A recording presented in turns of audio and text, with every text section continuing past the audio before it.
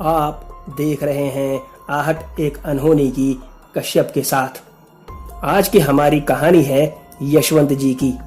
यशवंत जी, अपनी कहानी हमारे साथ शेयर करने के लिए आपका धन्यवाद।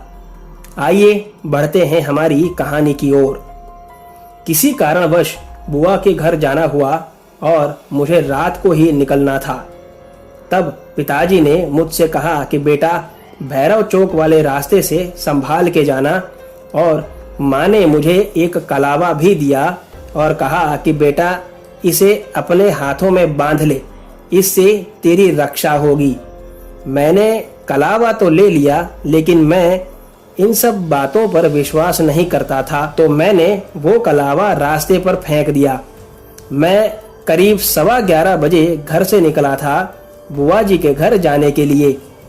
रास्ता 3 से 4 घंटे का था। एक आध घंटा बीता होगा कि भैरव चौक आ गया और मैं वहां से स्कूटर लेके क्रॉस भी हो गया और मन ही मन पिताजी और माँ पर हंस भी रहा था। कितने अंधविश्वासी हैं मेरे माता पिता। तभी अचानक से मेरे शरीर में खिंचाव सा महसूस होने लगा और ऐसा एहसास होने लगा कि जैसे स्कूटर मैं नहीं चला रहा हूँ, बल्कि मेरे शरीर में कोई घुस गया है और वो चला रहा है।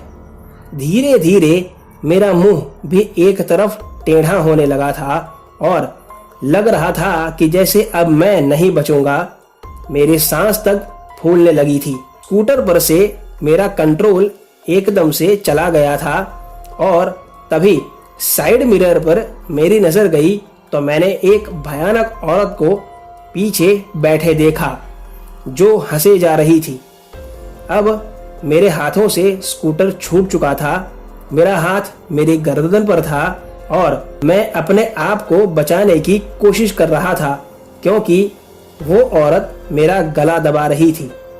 उसी वक्त वो औरत स्कूटर से गायब हो गई और मैं स्कूटर कंट्रोल नहीं कर पाया और नीचे गिर गया स्कूटर के साथ। जैसे ही मैंने उठने की कोशिश की, वो औरत वहां आ गई और मेरा पैर पकड़कर घसीटने लगी।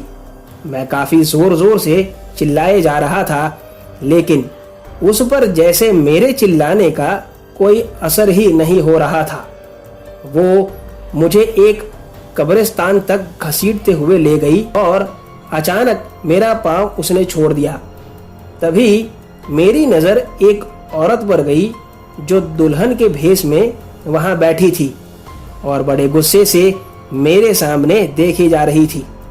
तभी कुछ लोगों के आने की आवाजें आने लगी और लालटेन की रोशनी भी दिखाई दी।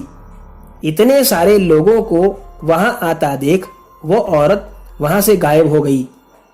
काफी सारे लोग आ गए थे वहां पर, जो मेरे स्कूटर के गिरने की आवाज और मेरे चिल्लाने की आवाज से वहां पर आए थे। उन्होंने मुझे उठाया और पास ही में एक डिस्पेंसरी में ले गए।